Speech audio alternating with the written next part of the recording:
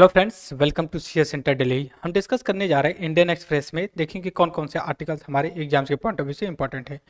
Generally देखिए छोटे छोटे बहुत से आर्टिकल्स होते हैं, बट हमारे लिए आज जो मेजर इंपॉर्टेंट आर्टिकल है 3 से 4 आर्टिकल काफ़ी इंपॉर्टेंट है, जिसको हम डिस्कस कर सकते हैं सिविल सर्विसेज एग्जाम के पॉइंट ऑफ व्यू से। ये आपका जनरली अगर मैं बात करूँ, तीन जो आर्टिकल हैं, तीन आर्टिकल के बारे में बात करूँ मैं, तो इसमें देखिए सबसे पहले इस समय एक रिपोर्ट आई है गवर्नमेंट की। तो उसमें ये कहा गया जो अडानी ग्रुप से रिलेटेड है, जो कोस्टल एरिया में पोर्ट होते हैं उसको लेके। दूसरी जो है हमारी बहुत इंपॉर्टेंट, इस समय सभी छोटे छोटे यूट्यूब चैनल जो है कि अपना लेक्चर बना रहे हैं, ऐसे वैसे कुछ चीज़ें, ये हो गया वो हो गया, नहीं मतलब है। हमें अपने एग्जाम्स के पॉइंट ऑफ व्यू से मतलब ये है कि जो अभी कतर ने 8 जो इंडियन नेवी के जो ऑफिसर थे उनको डेथ सेंटेंस जो कि डिक्लेयर किया है। तो इसके कॉन्टेक्स्ट में है कि इंडिया और कतर का जो रिलेशन है, और कतर का इन्फ्लुएंस कितना जो है कि गल्फ कंट्री में है, और रिलेशन इंडिया के अलावा कतर का United state of America other country से कितना अच्छा है। इसी के साथ ये भी डिस्कस करेंगे कि कतर एक छोटा सा कंट्री जो कि उसकी इतनी अच्छी मतलब केमिस्ट्री है हमास के साथ, जो हमास लोग इजराइल पे अटैक किए हैं। इसके बाद जो तीसरा इंपॉर्टेंट आर्टिकल है, महुआ जो कि मोइत्रा जो टीएमसी के एक लीडर हैं, उनके ऊपर जो कि एलिगेशन लगा है कि वो कुछ पैसों का लेन देन कर रही थी, कि आप अडानी ग्रुप के इशू को जो है कि रेज करिए इन द पार्लियामेंट में। इनको लेकर के है, तो अभी जो सिस्टम चल रहा है इनको हम आगे बात करते रहेंगे, अपडेशन होता रहेगा। लेकिन हमारे लिए इम्पोर्टेंट है एथिक्स कमेटी के बारे में। पार्लियामेंट एथिक्स कमेटी रियल में होती क्या है, हमने कुछ चीज़ें बात किया है, आज हम बात करेंगे जो उसमें लिखे पार्लियामेंट कमेटी के बारे में। जनरली देखिए होता ऐसा है कि जब हम कोई चीज़ पढ़ते हैं, जब हमें स्टैटिक्स पार्ट का नॉलेज नहीं होता है, तब हमें कन्फ्यूजन होता है। और कन्फ्यूजन इसलिए नहीं होता है कि हम पढ़ नहीं पा रहे हैं, इसलिए होता है कि हम अपने करंट अफेयर्स को स्टैटिक्स पार्ट से लिंक नहीं कर पा रहे हैं। सपोज करिए आपसे यही कह दिया जाए कि एथिक्स कमेटी जो की हुई है, तो इसको अपॉइंट कौन करता है, ताकि हल्का फुल्का नॉलेज दे दिया जाता है जो कि करंट अफेयर्स में या फिर न्यूज़पेपर में, बट बेसिक स्ट्रक्चर नहीं बताया जाता। जैसे पार्लियामेंट कमेटी होती है, पार्लियामेंट कमेटी का ऑब्जेक्टिव क्या होता है, ये कैसे काम करती है। जैसे पब्लिक अकाउंट कमेटी के बारे में यूपीएससी ने मेंस में सवाल पूछा हुआ था। तो इन सारी सिनेरियो को देखते हुए हम आज डिस्कस करेंगे। सबसे पहले मैं अडानी ग्रुप जो पोर्ट है उसको लेकर के, हमेशा से एलिगेशन लगते आ रहा है। पहला जो हमारा आज का आर्टिकल है, मैं वहाँ से शुरू जो कर रहा हूँ। हमेशा से इस तरह का इल्ज़ाम और इस तरह का आरोप लगते आ रहा है अडानी ग्रुप पे, और एट प्रेजेंट टाइम में जो केंद्र सरकार है। कहा ऐसा जाता है कि मोदी अडानी का एक अपना पर्सनल व्यक्तित्व है, और एक अलग तरीके का रिलेशन है फ्रेंडशिप का, और इसके आधार पे जो मोदी जी हैं as present time prime minister of India, Adani को फेवर कर रहे हैं।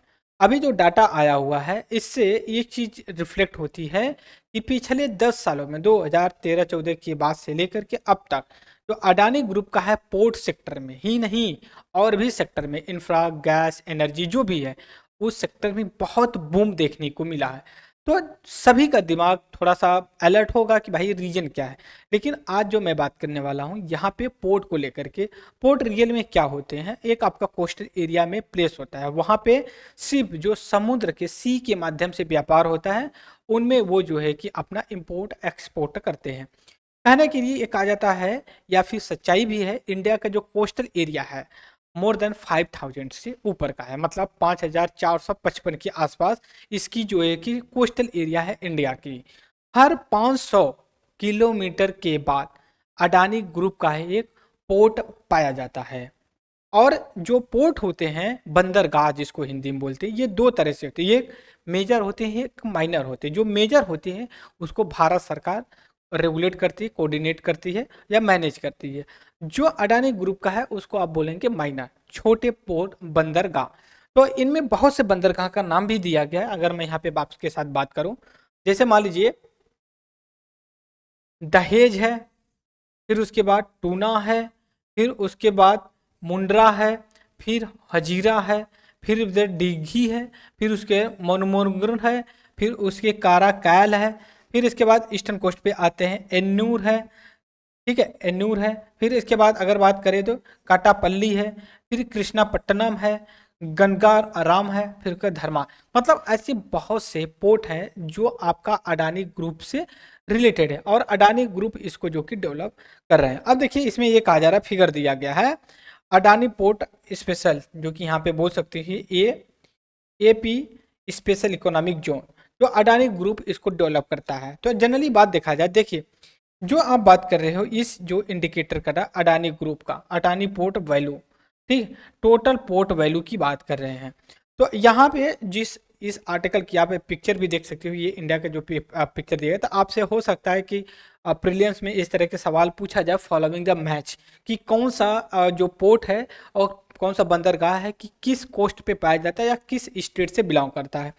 तो इसके बारे में हम थोड़ा सा इसको डिस्कस कर लेते हैं, जिससे हमें आसानी हो जाए कि हमें आइडेंटिफाई करने के लिए। सपोज करिए दहेज, दहेज करके, तो ये आपका बोल सकते हो गुजरात के जो कि कच्छ का जो रीजन पड़ता है वहां पे पड़ जाता है। फिर उसके बाद आपके टूना, टूना भी जो कि गुजरात में बिलोंग करता है। और दूसरी बात मुंडरा, मुंडरा भी गुजरात से ही बिलोंग करता है। अब इसके बाद और नीचे आते हैं दीघी, दीघी आपका महाराष्ट्र से बिलोंग करता है। और मरमुंगाओ गोवा, तो ये आपका गाओ, गाओ से आप गोवा बोल सकते हो जो गोवा से रिलेटेड है। ये सारे जो कि आपका ईस्टर्न कोस्ट पे, एक और जगह है गुजरात में बिलोंग करता है जिसको हाजिरा पोर्ट के नाम से जाना जाता है। अब हम आते हैं ईस्टर्न कोस्ट पे जो इंपॉर्टेंट पोर्ट है, जिसे आपका अगर देखा जाए तमिलनाडु के लिए कारायकाल, काराकाल जो कि आपका तमिलनाडु के कोस्ट पे है। एन्यूर की अगर बात करें, ये भी आपका जो है कि बोल सकते हो तमिलनाडु और जो कि आंध्र प्रदेश के बॉर्डर पे लगता है ये। उसके बाद नेक्स्ट है काटुपाली, काटुपाली के बारे में अगर हम बात करते हैं तो ये भी जो कि आपका आंध्र प्रदेश के कोस्ट पे पड़ता है। कृष्णापट्टनम, कृष्णापट्टनम भी आपका जो कि आंध्र प्रदेश में था। एक होता है गंगाराम, गंगावरम, ये भी आपका आंध्र प्रदेश के कोस्ट पे पड़ता है। और लास्ट में उड़ीसा में जो पड़ता है आपका धमरा, धमरा जो है कि आपका पोर्ट। अब देखिए पोर्ट और टर्मिनल, अब देखिए यहाँ पे पोर्ट और टर्मिनल के रूप में दिया गया। अगर हम मुद्रा की बात करते हैं, एक सेकंड थोड़ा सा मैं कलर चेंज कर लेता हूँ अपना। अगर मुद्रा की बात करते हैं तो ये आपका देखिए टर्मिनल नहीं पोर्ट है, पोर्ट एरिया है। फिर अगर बात है हजारी की, ये भी पोर्ट एरिया है। अब उसके बाद आगे चल करके दहेजी की बात करें, ये भी पोर्ट एरिया है। मतलब ये है कि पोर्ट और टर्मिनल दोनों हैं जो कि अडानी के ग्रुप के अंतर्गत आते हैं। इसके बाद ये भी बात की जाती है, एक सेकेंड थोड़ा सा मैं बढ़ा लेता हूँ, ठीक है, एक सेकेंड, ओके। अब यहाँ पे देखिए आपको कुछ क्लियर पिक्चर आएगा। यहाँ पे बोला था बिगेस्ट दो जो मुद्रा थे 2000 में अडानी ग्रुप, देखिए ये जो due course of the time इनका डेवलपमेंट या फिर इस तरह से बोल सकते हो कि इनका ग्रुप बढ़ा हुआ है। अब इसके बाद मुद्रा के बारे में बात की जाती है पार्लियामेंट में, इनको जो एथिक्स कमेटी है इनको जो कि समन किया है। तो हमारे लिए इम्पोर्टेंट सबसे बड़ा है कि हम पहली बात तो पार्लियामेंट एथिक्स कमेटी के बारे में या फिर अदर बारे में कोई प्रॉब्लम है क्या, ठीक है। अब यहाँ पे हम थोड़ा सा नोट ओपन कर रहे हैं। नोट ओपन करने के बाद हम जो कि डिस्कस करेंगे, ये डिस्कस करने वाले हैं हम। यहाँ पे देखिए पार्लियामेंट जो कमेटी होती है, ठीक है, ये पार्लियामेंट कमेटी है, कमेटी, ठीक है। जनरली देखिए इसको कॉन्स्टिट्यूशन ऑफ इंडिया में, भारत के संविधान में, संविधान संविधान में अलग अलग जगह जो कि मेंशन किया गया, डायरेक्ट नहीं बट विदाउट एनी स्पेशल या स्पेसिफिक स्पेसिफिक स्पेसिफिक कोई फंक्शन, या फिर बोल सकते हो कि कोई कैसे अपॉइंट होगा या कितने मेंबर्स होंगे, ऐसा कोई मेंशन नहीं है। बट हाँ, पार्लियामेंट कमेटी का कॉन्स्टिट्यूशन में जगह जगह मेंशन किया गया है। और पार्लियामेंट कमेटी की अगर हम बात करते हैं, इनका अपॉइंटमेंट या फिर नॉमिनेशन वर्क जो करते हैं, ये आपका जो प्रेसाइडिंग ऑफिसर होते हैं, प्रेसाइडिंग ऑफिसर जो हाउस के, लोकसभा के जैसे हम कहते हैं स्पीकर होते हैं, ठीक है। फिर उसके बाद राज्यसभा के जो होते हैं ये आपका चेयरमैन होते हैं, ठीक है, चेयरमैन लोग होते हैं। तो ये लोगों के हाथ में, और इन लोगों के हाथ में ये पावर होती है कि इनको कैसे काम करना। और जो ये पार्लियामेंट कमेटी होती है, अपनी जब रिपोर्ट पब्लिश करनी होती या सबमिट करनी होती है, तो ये जो है कि प्रेसाइडिंग ऑफिसर को ही सबमिट करते हैं। जनरली इनको 1 ईयर के लिए जो कि अपॉइंट किया जाता है। और इसके बाद नेक्स्ट पे आता है, तो नेक्स्ट पे ये चीज़ आती है, ये दो तरह की होती है। एक आपका स्टैंडिंग पार्लियामेंट कमेटी होती है, पार्लियामेंट कमेटी होती है, ठीक है। और दूसरी जो होती है आपकी एड हॉक कमेटी होती है, हॉक कमेटी होती है। जनरली जो एडॉप्ट स्टैंडिंग कमेटी होती है 6 तरीके की होती है। 6 type of the parliament committee होती है, ये चीज़ हमें पता होना चाहिए। अब जैसे सबसे बड़ी इंपॉर्टेंट बात करते हैं हम अगर किया जाए तो इसमें जो फाइनेंस कमेटी होती है, फाइनेंस कमेटी, एक सेकेंड थोड़ा सा आप टाइम दे दीजिए। ठीक है, इसमें जो फाइनेंस कमेटी होती है ये सबसे इंपॉर्टेंट होती है। फाइनेंस कमेटी भी 3 तरह की, देखिए मेजर 6 तरीके की स्टैंडिंग कमेटी होती है। ठीक है, एक सेकंड में यहाँ पे 6 तरीके की होती है इसमें। तो इसमें जैसे मान लिया कि एक स्टैंडिंग कमेटी मतलब फाइनेंस कमेटी। ठीक है, फाइनेंस कमेटी, फाइनेंस कमेटी तो ये जनरली आपकी 3 तरह की होती है। 3 तरह की, जैसे मान लीजिए एक पब्लिक अकाउंट कमेटी होती है, फिर दूसरी होती है एस्टीमेट कमेटी होती है, तीसरी पब्लिक अंडरटेकिंग कमेटी होती है। 3 तरह की होती है। इसके बाद दूसरे अगर हम कमेटी की बात करते हैं तो इसमें आपका डिपार्टमेंटल कमेटी होती है। डिपार्टमेंटल कमेटी पार्लियामेंट कमेटी हो, ये 24 होती है टोटल, अलग अलग डिपार्टमेंट की अपनी अपनी कमेटी होती है।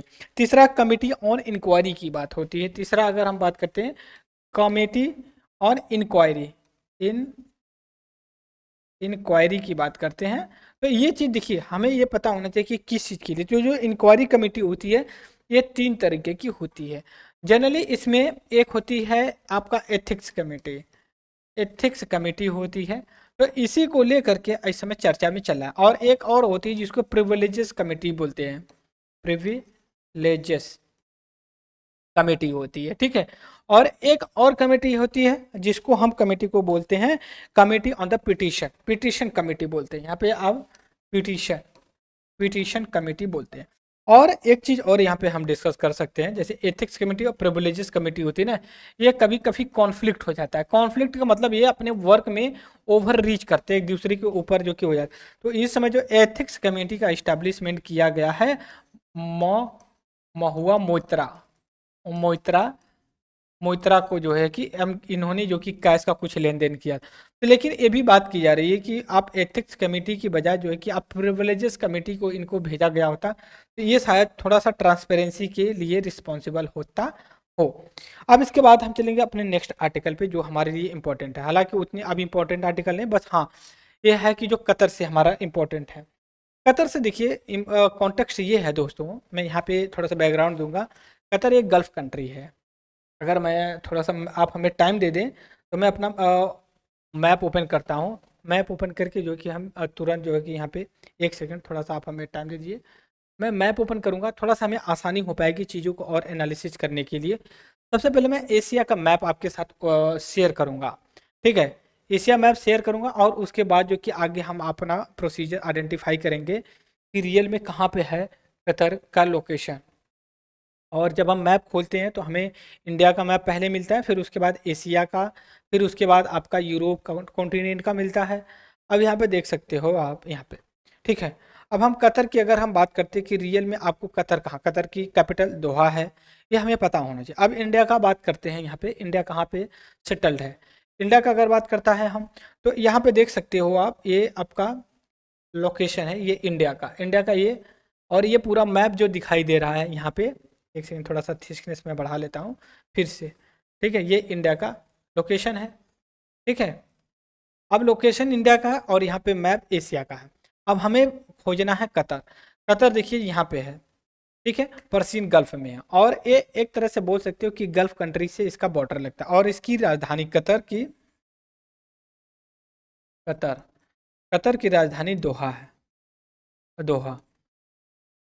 अब देखिए रीजन क्या है कि इसने अभी यहाँ की जो जुडिशरी है, जुडिशरी, ऐसा कहा जाता है कि 8 लोगों को जो Indian navy, Indian navy, Indian navy, तो जो इंडियन नेवी है इसकी 8 ऑफिसर को इन्होंने की डेथ सेंटेंस सुना दिया। अब एलिगेशन ये लगाया था कोई इंफॉर्मेशन या कोई इस तरह की ट्रांसपेरेंसी इनके बारे में नहीं दी गई कि इनको किस बेस के आधार पे इनको की डेथ सेंटेंस सुनाया गया। तो अब इंडिया के पास 2 तरीके का ऑप्शन बचता है। एक तो आपका बचता है कि लीगल, लीगल बचता है कि जो लॉ बने हुए हैं, कानून है, कानून के हिसाब से जो है कि हमें इनसे निपटना चाहिए। कैसे? जैसे हो सकता है कि जो कानून हो बने हुए बायलैटरल मल्टीलैटरल, कि उनके आधार भाई अगर किसी को डेथ सेंटेंस सुनाते हैं तो पूरा आप डिटेल हमारे साथ शेयर करिए। ये आज का सबसे इंपॉर्टेंट आर्टिकल है, तो इस वजह से हम थोड़ा सा पेशेंस रख के हम डिस्कस करने वाले हैं। हालांकि इसके कई और एडिटोरियल एक्सप्लेंड में दिए गए हैं, बट मैं यहीं पे सारी चीज़ों को ला करके आज ये इंफॉर्मेशन शेयर कम्युनिकेशन के आधार पे हम करेंगे। और दूसरा जो ऑप्शन बचता है इंडिया के पास, जो बचता है डिप्लोमेसी। डिप्लोमेसी, ठीक है।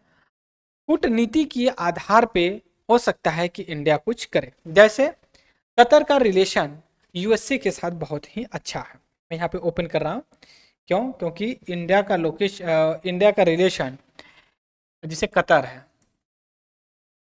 कतर है, कतर का रिलेशन यूएसए के साथ बहुत अच्छा है।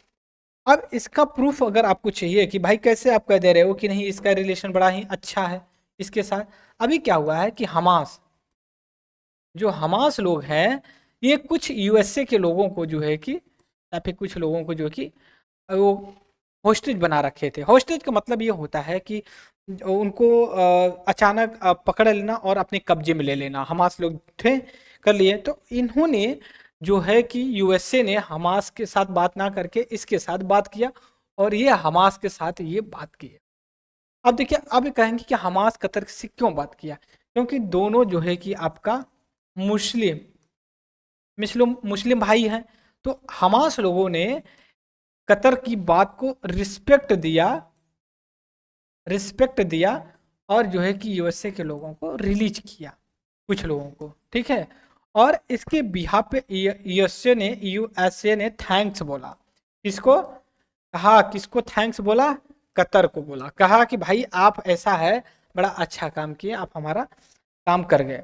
तो इस वजह से इंडिया हो सकता है कि आप डिप्लोमेसिक जो कि इसी के आधार पर कर। दूसरी बात, जो कतर की बात करते हैं, कतर देखिए पिछले 1990 से के बाद से प्लस 1990 की डिक्रीट के बाद से ये कि इमर्ज हुआ। और इमर्ज होने के पीछे तीन मेजर रीजन बताए जाते हैं। तीन मेजर रीजन ये जो होता है, इसमें पहला कि जो नेचुरल रिसोर्स जैसे गैस, पेट्रोलियम सर्च किया गया। दूसरा जो था, इसमें यूएसए के साथ जो है कि टाइड जो हुई। और तीसरा जो इसमें बोला जा रहा है, इसमें ये बोला जो वहाँ के उस समय के लीडर थे, वो काफ़ी आप बोल सकते हो कि मॉडरेट थे, और ये एक तरह के डेवलपमेंट के लिए काम किए। ये तीन चीज़ थी जो कि कतर का ना केवल गल्फ कंट्री में, आप समझिएगा, ना केवल गल्फ कंट्री में, लेकिन वर्ल्ड लेवल पे इसका जो है कि एक इन्फ्लुएंस देखने को मिला। Is that clear? इन्फ्लुएंस इसको वर्ल्ड लेवल पे देखने को मिला। तो अब यहाँ पे एक चीज और निकल करके आती है कि कतर कतर का क्यों इतना इन्फ्लुएंस है। इन्फ्लुएंस इस वजह से है कि स्पेशली आपका फ्यूल को लेकर के। अब ऐसा तो नहीं है कि इंडियन नेवी के ऑफिसर को इन्होंने कि डेथ सेंटेंस सुना दिया, तो अब जो है कि कतर के साथ दुश्मनी ले लेगा भारत। जैसे पाकिस्तान के साथ होता है, तुरंत बात बात पे लोग गर्म हो जाते हैं, लेकिन उतना चाइना के साथ नहीं होते हैं। लेकिन अभी लेटेस्ट में देखने को मिला था कनाडा के साथ, तुरंत हुआ, तुरंत यहाँ से ही ट्विटर की डिप्लोमेसी, एक कहो दो रिस्पॉन्स देना हुआ। दूसरी चीज़ है कि हम कतर के साथ ऐसा क्यों शांत बैठे हैं? क्या ऑप्शंस है हमारे पास? देखिए, हमारे पास जो कतर के साथ है, प्रॉब्लम ये है, जिस तरह से हम पाकिस्तान और चाइना हमारे दोनों एनिमी हैं, लेकिन हम चाइना के साथ थोड़ा नरमी आते हैं क्योंकि हमारा उसका ट्रेड बहुत ज़्यादा है, व्यापार बहुत अच्छे खासे क्वांटिटी में करते हैं। अगर चाइना रोकता है या फिर कुछ चीज़ करता है तो प्रॉब्लम हो सकती है दोनों कंट्री को। अब यहाँ पे जो कतर के साथ प्रॉब्लम है कि इंडिया जो फ्यूल न- एल एल- जो नेचुरल गैस वहाँ से इंपोर्ट करता है, तो नेचुरल रिसोर्स आप बोल सकते हो, नेचुरल गैस नेचुरल गैस जो कि इंपोर्ट करता है। हालांकि और भी चीज़ें करता है, बट ये बहुत ज़्यादा क्वांटिटी में करता है। और इसका इम्पोर्टेंस अगर हम बात करें यहाँ पे, इसका इम्पोर्टेंस और बढ़ जाता है कब? कब से? 2000 आपका 20 से। कैसे? जैसे मान लीजिए जब हम यूक्रेन और रसिया का इन्वेजन, रसिया वार देखा गया, एक सेकेंड, यूक्रेन एंड रसिया वार जब से हुआ, वार वार से तब हुआ तो हम देखे जो गैस की सप्लाई थी, गैस की सप्लाई यूरोप में, यूरोप में जो कि डिस्टर्ब हुई और इस वजह से यूरोप को सफ़र करना पड़ा। और दूसरी चीज़ ये भी है कि केवल यूरोप में ही नहीं, other other part of other part of the world, world में भी देखिए, वर्ल्ड में भी देखने को मिला। ठीक है, तो अब ये देखिए, तो और इसी के बाद जब सप्लाई चेन डिस्टर्ब हुआ तो इस वजह से यूक्रेन रसिया वार की वजह से कतर का कतर का जो है कि डोमेन, कहाँ पे? डोमेन, डोमेन मतलब आप बोल सकते हो इस तरह से कि आपका आधिपत्य या फिर उसका जो है कि इन्फ्लुएंस जो कि देखने को मिल गया कहाँ पे?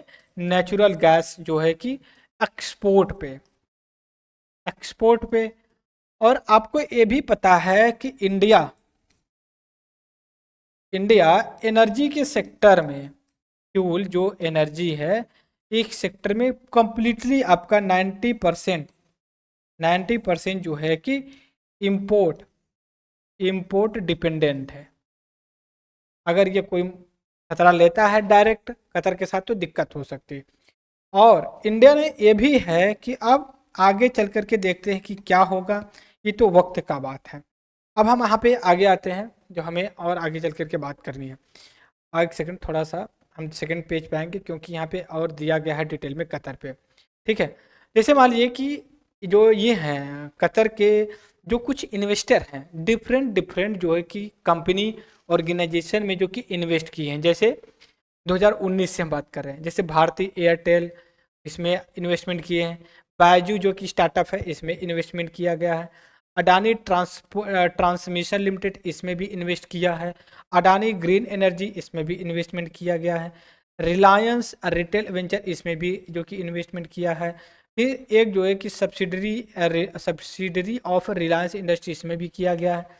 ठीक है, तो कहने का ये मतलब है कि जो भी चीज़ें की गई हैं काफ़ी सेंसिटिव है। और ये भी चीज़ है कि दोनों स्टेट के जो हेड है, जैसे 2016-2015 में, 2016 में प्राइम मिनिस्टर ऑफ इंडिया गए विजिट किए थे और उससे एक साल पहले वहाँ के जो हेड थे इन्होंने 2015 में विजिट किया था। और दूसरी ये भी चीज़ है कि जो हमारे एक्सटर्नल मिनिस्टर जयशंकर हैं इन्होंने दोहा पे मल्टीपल टाइम, दोहा मतलब कतर की कैपिटल, वहाँ पे जो कि विजिट किया। अब इसके बाद और अगर हम बात करते हैं कि इंडिया और कतर के बीच में जो काफ़ी अच्छा खासा आप बोल सकते हो कि चीज़ें होती हैं, जैसे मान लीजिए LNG। ठीक है, LNG के बारे में अगर हम बात करते हैं तो इसमें है लिक्विड नेचुरल गैस। ठीक है, इसके बारे में हम बात करें और ज़्यादा इस पर डिपेंडेंसी है इंडिया की उस पर। उसके बाद source set the diplomacy challenge for the delay verdict timing. अब देखिए अब क्या है कि जो ये टाइमिंग है और जो कॉन्फ्लिक्ट निकल के आ गया कतर और इंडिया के बीच में, ऐसे समय आया कि जब गल्फ कंट्री में ऑलरेडी बहुत से विवाद चल रहे हों। जैसे सबसे बड़ा जो विवाद इशू है हमास इजराइल को लेकर के, सबकी निगाहें जो कि टंगी हुई हैं कहाँ पे? हमास और इजराइल को लेकर। तो ऑफ कोर्स ऐसा हो सकता है कि इंडिया कतर के जो इशू है उतनी चीज़ें इंपॉर्टेंस ना मिले और इंडिया और कतर के बीच में कोऑर्डिनेट करने के लिए कोई बड़ा मेजर प्लेयर ना आए। इसके बाद है offer guarantee of the new Delhi तो फेरी। अब इसके बाद का death penalty the gulf country, ऐसा नहीं है, इससे पहले भी कई बार जो कि एग्जीक्यूट किया गया था 2020 में और उससे पहले 2003 में भी किया गया था। अब इसके बाद आगे हम बात करते हैं कि following there the arrest last year the former navy person the got the Qatar authority, वो अलग चीज़ है। Unaware there timing the source Indian embassy work leverage, हालांकि ये काम कर रहे हैं due course of the time और अभी ये समय लगेगा। और देखिए ये भी चीज़ है कि बायलेटरल अग्रीमेंट ये होता है कि जैसे पनिशमेंट वहाँ पे दिया गया, सजा सुना दी गई, ऐसा भी एक बायलेटरल अग्रीमेंट होता है कि अगर इंडिया कतर के बीच में है तो इंडिया कह दे कि जो ये ऑफिसर्स को आप एग्जीक्यूट कर रहे हो आप हमारे यहाँ भेज दीजिए, हमारे जेल में रहेंगे ये, ऐसा प्रोविज़न है, ऐसा विश्व के लेवल स्तर पे ऐसा प्रोविज़न किया जाता है। और इसके बाद अगर हम बात करें, देखिए इंडिया इंडियन नेशनल, और ये भी चीज़ है कि ये large number of the Indians, बहुत बड़ी जनसंख्या में भारतीय लोग गल्फ कंट्री कतर में जो है कि बोल सकते हो कि वहाँ पे जा कर के जो कि जॉब करते हैं। ये भी एक जो है कि हम कह सकते हैं कि इंडिया के लिए बड़े संभल के चलने वाली बात है। नहीं तो बता रहे हैं कि पूरे गल्फ कंट्री में इंडिया के लिए एक आइसोलेटेड प्लेस मिल जाएगा। तो इसलिए इंडिया को जो भी करना है बड़े ही सोच समझ के और सातिर दिमाग से काम करना। अब ऐसा नहीं कि किसी भी एंगल से जो कि कूद पड़ी है उसमें। ठीक है। अब इसके बाद कहते हैं कि आर.एस. इंडियन नेवी, वो उनके कुछ नाम दिए गए हैं कि किसको किसको एग्जीक्यूट किया जा रहा है। ठीक है। क्यों मैं इसको इसलिए नाम डिस्कस कर रहा हूँ कि हो सकता है कभी एग्जाम में पूछ लिया जाए, या फिर ऐसे पूछा जाए कि कौन सी अभी कंट्री ने जो कि भारतीय इंडियन नेवी के कुछ ऑफिसर को जो है कि डेथ सेंटेंस की सजा सुनाई है।